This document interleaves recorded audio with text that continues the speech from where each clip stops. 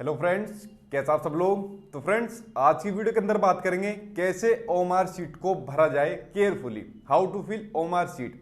लेकिन एक बात बताइए आप लोग मुझे, जो आप लोग वीडियो देख रहे हो, ये सवाल आप लोगों से है, क्या वाकई में आप लोगों को बताने की जरूरत है कि ओएमआर शीट को कैसे भरा जाएगा, कैसे अपने गोले भरे जाएंगे, कैसे अपना नाम लिखा जाएगा।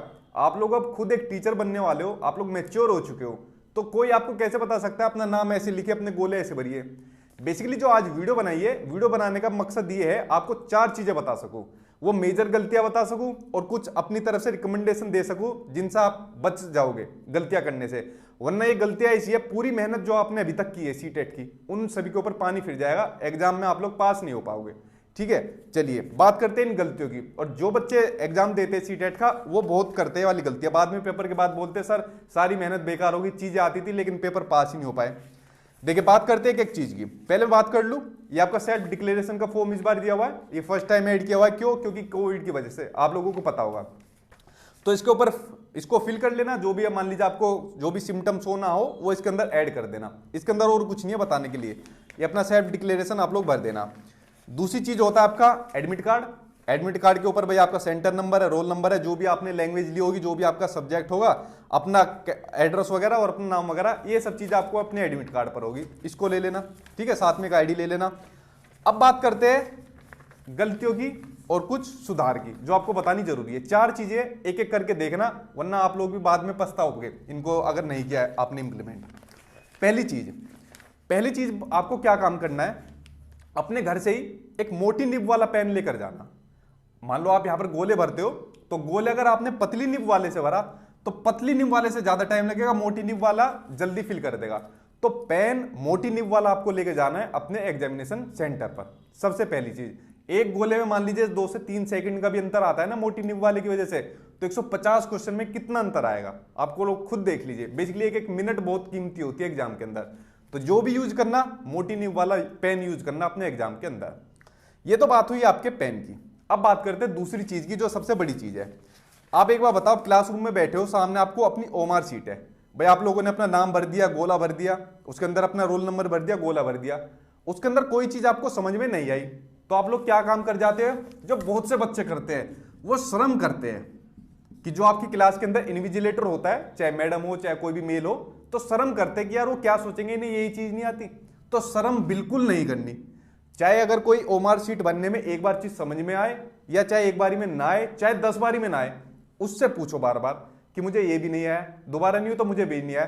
शर्म मत करना बिल्कुल भी कि लोग बाग देख रहे हैं मुझे क्या सोचेंगे, क्योंकि अगर आप गलत चीज बनने से बढ़िया है आप लोग बार बार पूछ लीजिए। इसके अंदर गलत नहीं भरना चाहिए। इसके अंदर अगर गलत भर दी आपने चीजें कोई भी, तो आपकी कॉपी ही चेक नहीं होगी, ओएमआर शीट आपकी चेक नहीं होगी। अगर यही चेक नहीं होगी तो 150 के 150 सही कर देना, पेपर आपका चेक नहीं होगा तो पास कैसे होगे।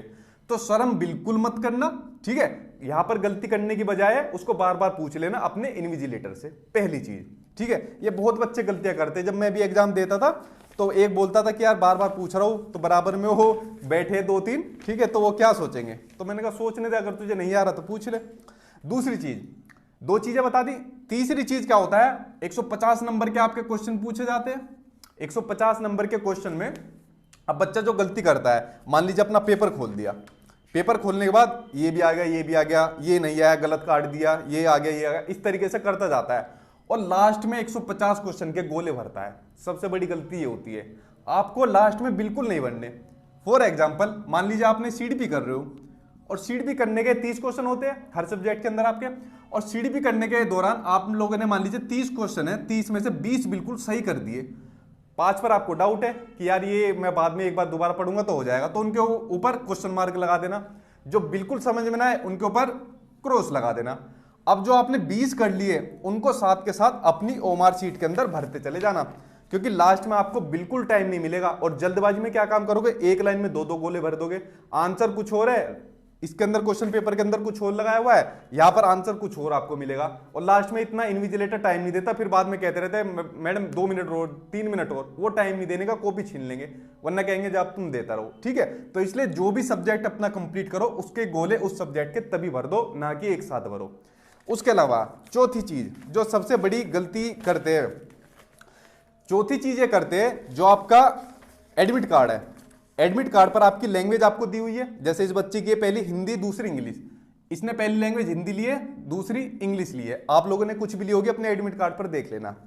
अब जब आप हिंदी और इंग्लिश ले लेते हो तो आपका जो क्वेश्चन पेपर होता है ये देखिए, ठीक है, क्या हाल बना रखा है इसने तो जो आपका क्वेश्चन पेपर होता है उसमें आपकी लैंग्वेज की शुरुआत होती है 91 से 120 पे। 91 से 120 पर आपको पहले इंग्लिश देखने को मिलेगी जैसे, और आपको हिंदी देखने को मिलेगी। अब आपकी पहली लैंग्वेज क्या है, फर्स्ट लैंग्वेज आपकी हिंदी है, तो 91 से 120 तक आपको हिंदी करनी है, ना कि इंग्लिश करनी, ये आपको छोड़ देनी है। अब इसकी दूसरी लैंग्वेज क्या है, इंग्लिश है।